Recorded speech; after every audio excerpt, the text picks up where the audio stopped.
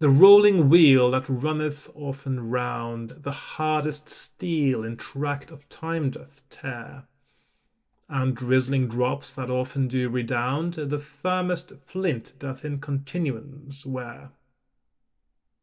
Yet cannot I with many a dropping teare and long intreaty soften her hard heart, that she will once vouchsafe my plaint to hear, or look with pity on my painful smart. But when I plead, she bids me play my part, and when I weep, she says tears are but water. And when I sigh, she says I know the art, and when I wail, she turns herself to laughter.